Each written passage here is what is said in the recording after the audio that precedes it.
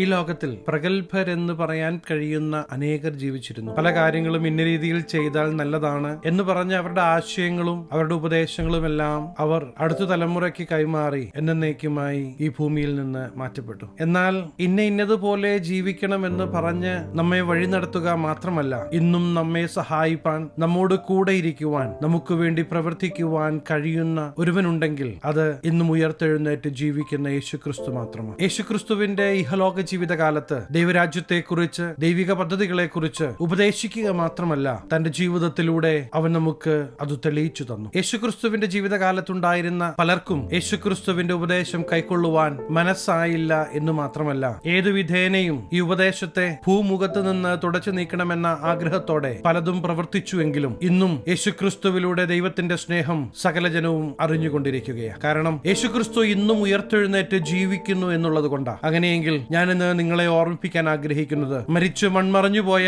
ഒരു വ്യക്തിയെക്കുറിച്ചല്ല ഞാനിന്ന് നിങ്ങളോട് പറയുന്നത്. ഇന്ന് നമ്മുടെ ആവശ്യഘട്ടങ്ങളിൽ, നമ്മുടെ പ്രയാസ വിഷമ നിമിഷങ്ങളിൽ നമ്മെ സഹായിപ്പാൻ കഴിയുന്ന, നമുക്ക് വേണ്ടി പ്രവർത്തിക്കുവാൻ കഴിയുന്ന ഒരു ജീവിക്കുന്ന ദൈവത്തെക്കുറിച്ച് ഞാൻ ഇന്ന് നിങ്ങളെ ഓർമ്മിപ്പിക്കുന്നത്. അതുകൊണ്ട് തന്നെ നിങ്ങൾ കടന്നുപോകുന്ന സാഹചര്യങ്ങളെ നോക്കി ഭാരപ്പെടല്ലേ, മറിച്ച് ഈ ദൈവത്തിന്റെ മുഖത്തേക്ക് നോക്കണം. എല്ലാ സാധ്യതകളും അസ്തമിച്ചു എന്ന് നിങ്ങൾക്ക് തോന്നിയേക്കാം. എന്നാൽ അഖില ചരാചരങ്ങളെ ഒറ്റ വാക്കിൽ ഉളവാക്കിയ ഈ ദൈവം നിങ്ങൾക്ക് വേണ്ടി പുതിയത് ചിലത് ചെയ്യുവാൻ മതിയായവനാണ് എന്ന് മറന്നു പോകരുത്. സാഹചര്യങ്ങൾ അനുസരിച്ച് പ്രവർത്തിക്കുന്ന ഒരു ദൈവത്തെ എനിക്കറിയത്തില്ല. സാഹചര്യങ്ങൾ എന്ത് തന്നെയാണെങ്കിലും വാക്ക് പറഞ്ഞ ദൈവത്തിന്റെ വാഗ്ദത്തത്തിന്റെ നിവർത്തീകരണം നിങ്ങൾ വിശ്വസിക്കുന്നെങ്കിൽ നിങ്ങളുടെ ജീവിത മേഖലകളിൽ കാണുവാൻ തുടങ്ങും. അതെ, യേശുവിനെ കണ്ണുമടച്ച് വിശ്വസിക്കുവാൻ, യേശുവിന്റെ അടുക്കിലേക്ക് അടുത്തു വരുവാൻ നിങ്ങൾ തയ്യാറാകുകയാണ് എങ്കിൽ ഈ ജീവിതത്തിൽ ഒരു ശത്രുവിനും ഒരു ശക്തിക്കും നിങ്ങളെ തകർക്കുവാൻ കഴിയുകയില്ല. പല കോടതികൾ മാറി മാറി ഇവനിൽ കുറ്റമൊന്നും കാണുന്നില്ല എന്ന് പറഞ്ഞു വിധിച്ചിട്ടും പാപമില്ലാത്തവൻ, കുറ്റമില്ലാത്തവൻ നമ്മുടെ പാപങ്ങൾക്ക് പരിഹാരമായി യാഗമായി തീർന്നുവെങ്കിൽ ഇന്ന് യേശുക്രിസ്തുവിൽ വിശ്വസിക്കാൻ തയ്യാറാകുന്ന പ്രിയ ദൈവത്തിലെ നിങ്ങൾക്കൊരു വിടുതലുണ്ട്,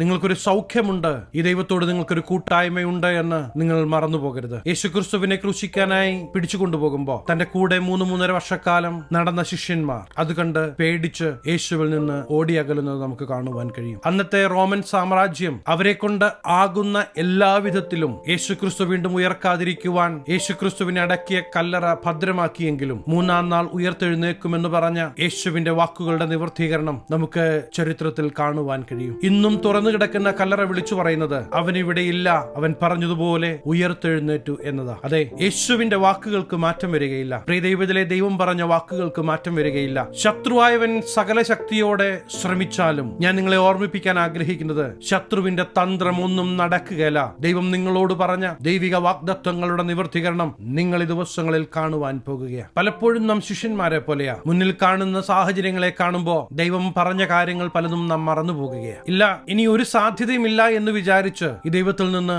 നാം ഓടിയകലുകയാണ്. എന്നാൽ ഓടിയകന്ന ശിഷ്യന്മാരെ തേടി വന്ന യേശുക്രിസ്തുവിനെ നമുക്ക് അപ്പോസ്തല പ്രവൃത്തികളിൽ കാണുവാൻ കഴിയും. അപ്പോസ്തല പ്രവൃത്തികൾ 1-ാം അധ്യായം 3-ാമത്തെ വാക്യം വായിക്കുമ്പോൾ നമുക്ക് ഇപ്രകാരം കാണുവാൻ കഴിയും. അവൻ കഷ്ടമനുഭവിച്ച ശേഷം 40 നാളോളം അവർക്ക് പ്രത്യക്ഷനായി ദൈവരാജ്യം സംബന്ധിച്ച കാര്യങ്ങൾ പറഞ്ഞുകൊണ്ട് താൻ ജീവിച്ചിരിക്കുന്നു എന്ന് അനേകം ദൃഷ്ടാന്തങ്ങളാൽ അവർക്ക് കാണിച്ചു കൊടുത്തു. അതെ, വിഷമിച്ച് തകർന്നുപോയ ശിഷ്യന്മാരുടെ മനസ്സിനെ ഉറപ്പിക്കുന്നതും താൻ ജീവിച്ചിരിക്കുന്നു എന്ന് അനേക ദൃഷ്ടാന്തങ്ങളാൽ അവരെ കാണിച്ചു കൊടുക്കുകയും ചെയ്യുന്ന ഒരു ഭാഗം അവിടെ കാണുവാൻ കഴിയും. മനസ്സ് തകർന്ന ഒരു വ്യക്തിയെ കൊണ്ട് പലപ്പോഴും ദൈവിക പദ്ധതികൾ നടക്കുകയില്ല എന്നൊറ്റ കാരണത്താൽ മനസ്സ് തകർന്നവരുടെ അടുക്കലേക്ക് കടന്നു വന്ന് അവരുടെ മനസ്സിനെ ഉറപ്പിക്കുന്ന യേശുക്രിസ്തുവിനെ നമുക്ക് കാണുവാൻ കഴിയും. ഇന്ന് നിങ്ങളുടെ ജീവിത സാഹചര്യങ്ങളെ നോക്കി നിങ്ങളുടെ മനസ്സ് തകർന്നിരിക്കുകയാണ് എങ്കിൽ യേശുവിന്റെ സ്നേഹം നിങ്ങളുടെ ജീവിതയാത്രയിൽ നിങ്ങൾ തിരിച്ചറിയണമെന്ന് ദൈവം നിങ്ങളെ കുറിച്ച് ആഗ്രഹിക്കുകയാണ്. അതേ പ്രിയ ദൈവത്തിലെ സാഹചര്യങ്ങളെല്ലാം പ്രതികൂലമാകാം. കൂടെ നിൽക്കുമെന്ന് വിചാരിച്ചവർ ഒറ്റപ്പെടുത്തിയേക്കാം. എന്നാലും നിങ്ങൾ ഭാരപ്പെടല്ല. നിങ്ങൾക്ക് വേണ്ടി പ്രവർത്തിക്കുവാൻ കഴിയുന്ന, നിങ്ങളെ സഹായിപ്പാൻ കഴിയുന്ന ഒരു ജീവിക്കുന്ന ദൈവത്തിന്റെ പ്രവൃത്തി നിങ്ങൾ വിശ്വസിക്കുന്നെങ്കിൽ നിങ്ങളുടെ ജീവിത മേഖലകളിൽ നിങ്ങൾ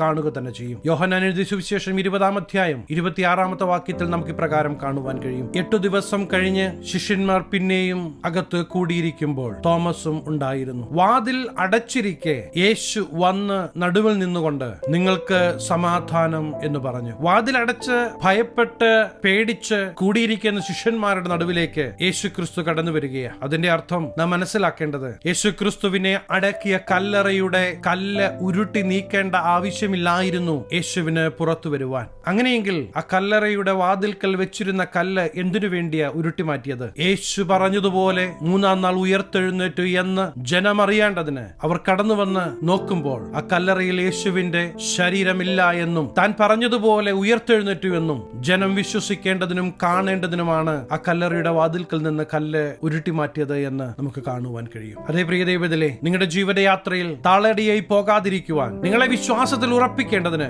ഇന്നും ദൈവം ചില അത്ഭുതങ്ങൾ ചെയ്യുവാൻ മതിയായവനാണ് എന്ന് മറന്നു പോകരുത്. അവൻ വാക്ക് പറഞ്ഞതുപോലെ നിങ്ങൾക്ക് വേണ്ടി പ്രവർത്തിക്കും. ഈ ദൈവ ശബ്ദം കേട്ടിട്ടാണോ നാം മുന്നേറുന്നത്? അങ്ങനെയെങ്കിൽ ജീവിതയാത്രയിൽ ഒരിക്കലും നമുക്ക് നിരാശപ്പെടേണ്ടി വരികയില്ല. ജീവിതയാത്രയിൽ ദൈവശബ്ദം കേൾക്കാതെ മുന്നേറുന്ന ഒരു അവസ്ഥ നമ്മുടെ ജീവിതത്തിൽ ഉണ്ടെങ്കിൽ ഒരു നിമിഷം നിന്ന് ഒന്ന് ചിന്തിക്കേണ്ടത് ആവശ്യമാണ്. നാം ഈ നേടുന്നതൊന്നും പലപ്പോഴും നമുക്ക് ഉപകാരപ്പെടാത്ത നിമിഷങ്ങൾ കടന്നു വന്നേക്കാം. എന്നാൽ യേശുവിനോട് ചേർന്നിരിക്കുമ്പോൾ, ഉയർത്തെഴുന്നേറ്റ് ഇന്നും ജീവിക്കുന്ന യേശുവിൽ വിശ്വസിക്കുമ്പോൾ ഈ ലോകത്തിൽ ഒരു വിജയകരമായ ജീവിതം നയിക്കുവാൻ നിങ്ങൾക്ക് സാധിക്കും. മാത്രമല്ല, നിത്യതയിലേക്ക് ഈ ദൈവ സാന്നിധ്യം നിങ്ങളെ ഒരുക്കുകയും ചെയ്യും. ഭാരപ്പെട്ടിരിക്കുന്ന, നിരാശപ്പെട്ടിരിക്കുന്ന പ്രിയ ദൈവത്തിലെ, നിങ്ങളുടെ തോളത്ത് തട്ടി ഞാൻ വീണ്ടും ഓർമ്മിപ്പിക്കാൻ ആഗ്രഹിക്കുന്നത്, ഇല്ല, അവൻ നിങ്ങളെ തനിച്ചാക്കുകയില്ല. ഈ ദിവസങ്ങളിൽ ഈ യേശുവിന്റെ മുമ്പാകെ സകലതും നിങ്ങൾ ഏൽപ്പിച്ചു കൊടുക്കാൻ തയ്യാറാണെങ്കിൽ തീർച്ചയായും ഈ ദിവസങ്ങളിൽ ജീവിക്കുന്ന ദൈവത്തിന്റെ പ്രവൃത്തി നിങ്ങൾ കാണുക തന്നെ ചെയ്യും. ഈ ചെറു സന്ദേശം നിങ്ങളോട് സംസാരിച്ചുവെങ്കിൽ ഞാൻ നിങ്ങൾക്ക് വേണ്ടി പ്രാർത്ഥിക്കുവാൻ ആഗ്രഹിക്കുകയാണ്. കണ്ണുകളെ അടയ്ക്കാം, നമുക്ക് ഒരുമിച്ച് പ്രാർത്ഥിക്കാം. മഹാപരിശുദ്ധനായ ഞങ്ങളുടെ സ്വർഗ്ഗീയ പിതാവേ, ഈ ജനം കടന്നു പോകുന്ന സാഹചര്യങ്ങളെ അങ്ങ് അറിയുന്നു. ഇവരുടെ അടുക്കൽ കടന്നു വന്ന് പ്രവർത്തിക്കുവാൻ കഴിയുന്ന ജീവിക്കുന്ന ദൈവത്തിന്റെ പ്രവൃത്തി ദിവസങ്ങളിൽ ജനം അനുഭവിച്ചറിയട്ടെ. മുമ്പിൽ കാണുന്ന വിഷയങ്ങളെക്കാൾ ഉപരി കൂടെയുള്ള ദൈവത്തിന്റെ സാന്നിധ്യം ഈ ദിവസങ്ങളിൽ ഇവർ